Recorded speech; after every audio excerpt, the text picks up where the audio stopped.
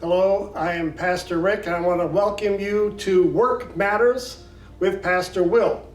This is our new series at Emmanuel Lutheran where we talk about issues of faith, work, and economics.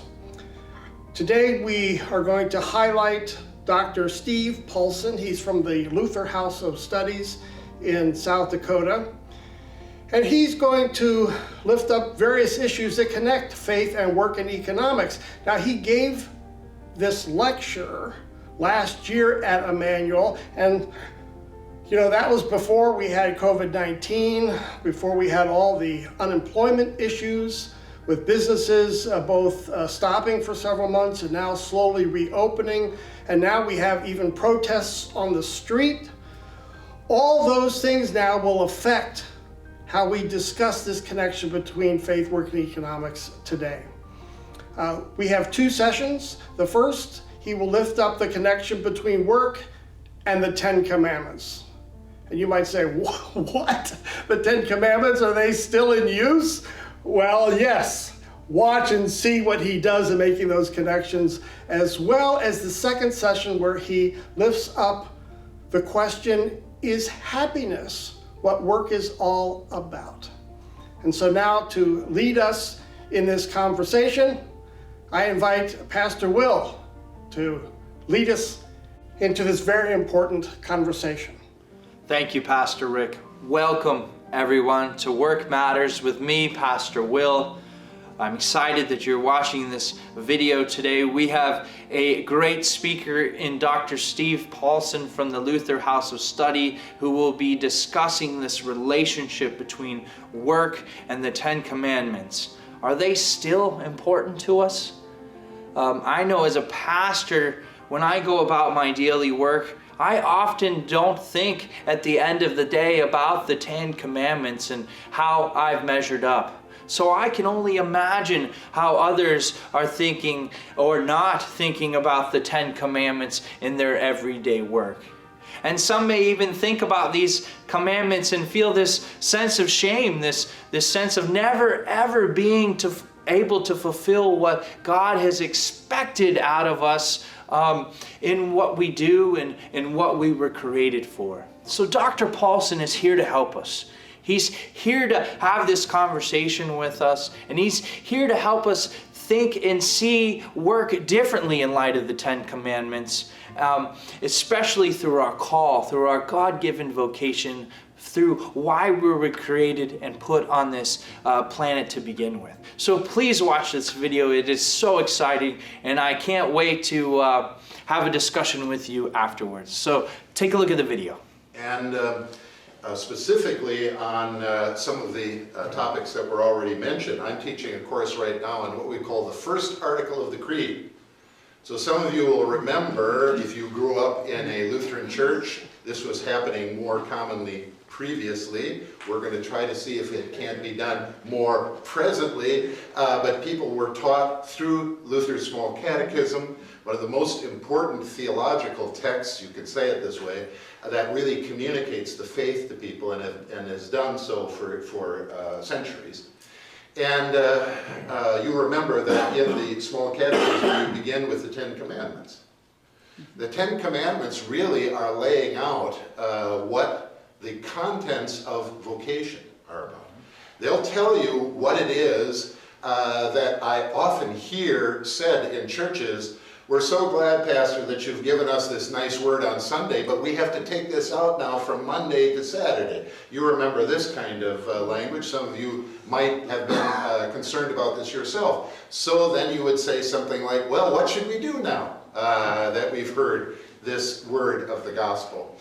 And the outline for that, the content of that is actually given there in the 10 Commandments.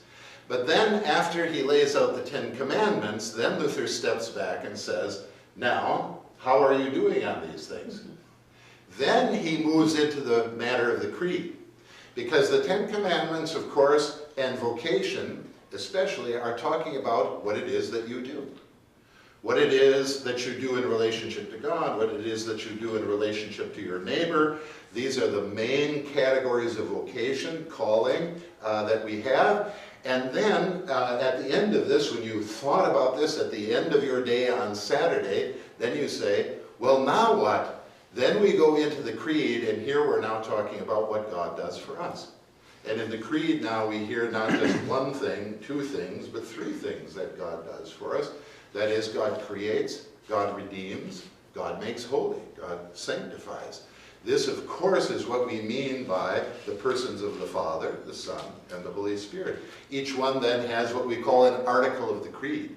But before that, if you want a middle place to start, I have a book called Lutheran Theology that's published in London, but it's easy to get here. They also have a New York publication, simply called Lutheran Theology, and that goes through the book of Romans, chapter by chapter, and lays out what the Lutheran teaching is, since the Lutheran teaching from early on, starting with Luther's colleague at the University of Wittenberg, back in the 16th century, he sat down and wrote a textbook for young pastors who were now going to be Lutheran pastors. This is the first time this had ever occurred, and when he sat down to write it, it eventually came to be known as Commonplaces, not a great title perhaps,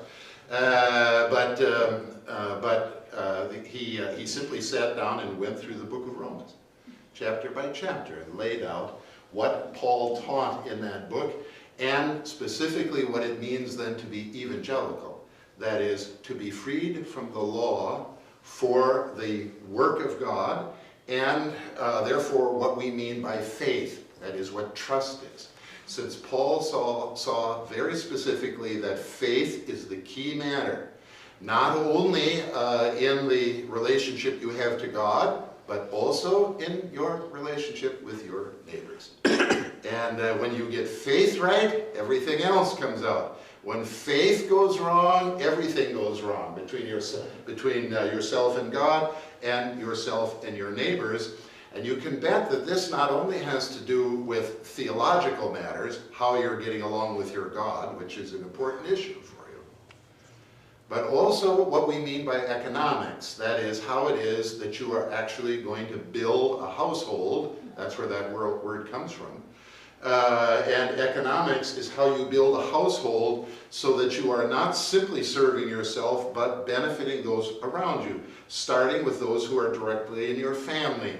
That means starting directly with children, with spouse, and then from there spreading out further and further. The more successful you are in creating this family, the more successful you are in becoming useful to other neighbors as you spread out.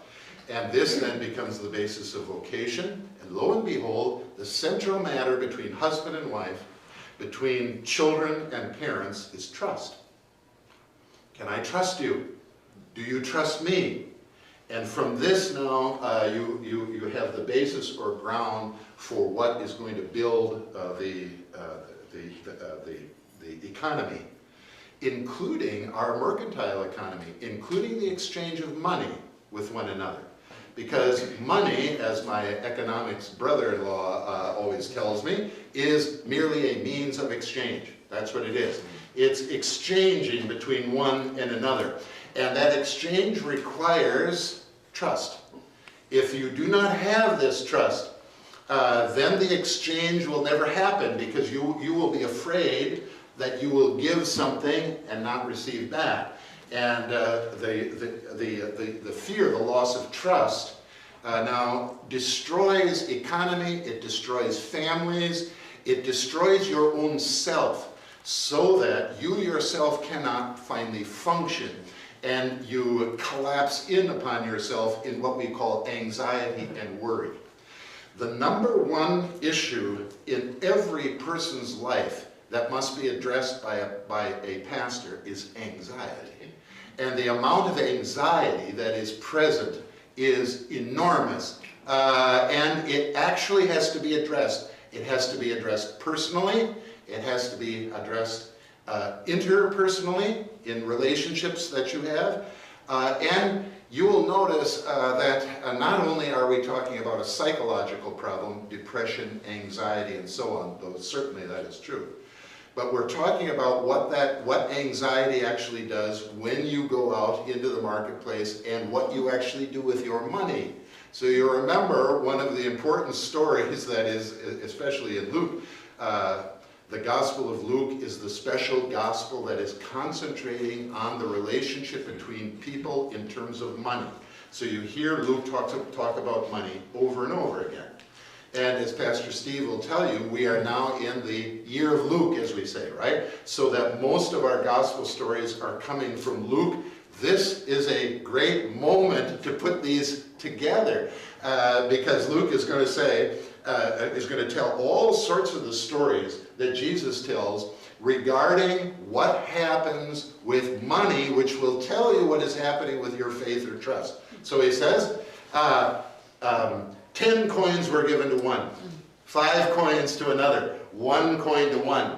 The one with 1 coin looked at it and thought, if I lose this coin, what then will happen to me? So he says, I know what to do. I'm going to bury it. When I bury it in the ground, then I'm going to wait until he comes back. When he comes back, then I will dig it out again and I will say, here's your coin.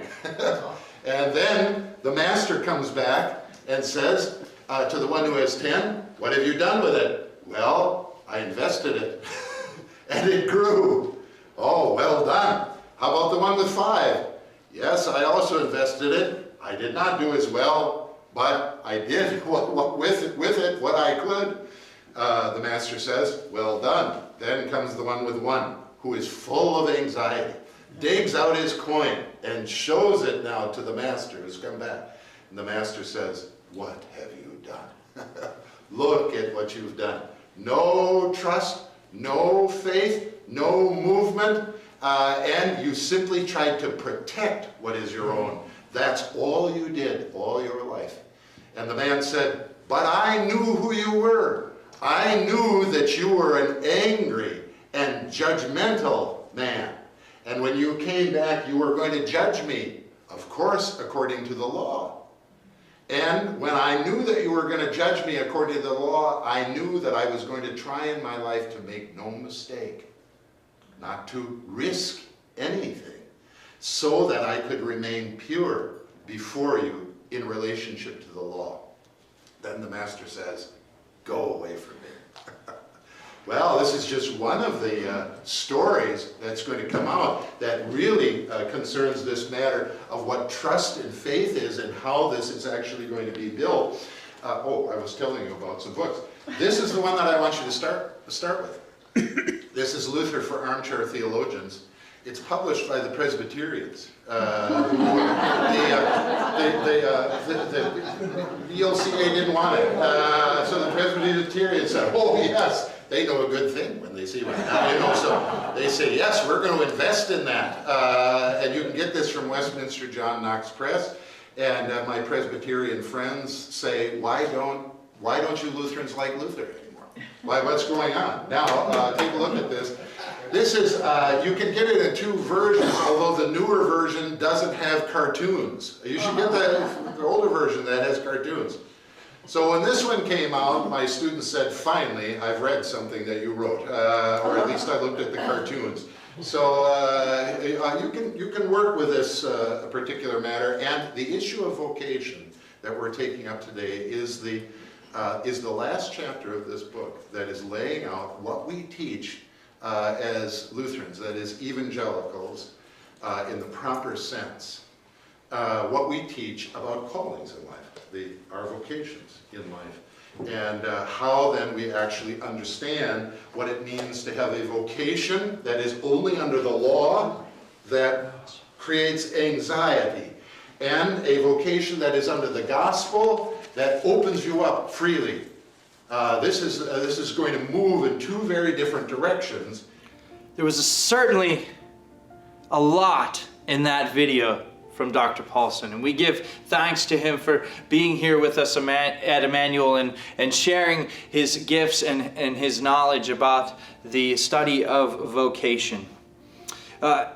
Interestingly, I learned something as a pastor today from watching this video, that the number one issue for me to address in all of you is your anxiety in this world and how anxious we are. In a sense, I feel a little bit better because I'm anxious when I go about my everyday work and everything. I feel like I'm in solidarity with you. But we know through the small catechism and through our faith that we can build up trust. We can build up trust together here at the church. We can build up trust at the park and trust in working with these other organizations that we want to come to the park and that are coming to the park to do their work, to serve out their God-given vocation. So as we continue to move forward here at Emmanuel in our ministries, we are going to keep this idea of serving and vocation under the law versus vocation under the gospel. And we want to serve under the gospel. We want to be freed from our anxiety to go about our business. And we want to know and trust that God has got this and that other people trust us too, and that we can be there for them and trust them in everything that they are doing too. So we have to keep these commandments, we have to keep following this catechism, and we have to keep moving forward and building our household, as Dr. Paulson said, building the kingdom around us, I might add, working with God because God's already out there in the field, waiting for us to help harvest with Him. Thank you so much for watching this episode of Work Matters with me, Pastor Will. We have a second part coming up soon from Dr. Paulson next week. I hope you tune in. Take care. We will see you soon. God bless.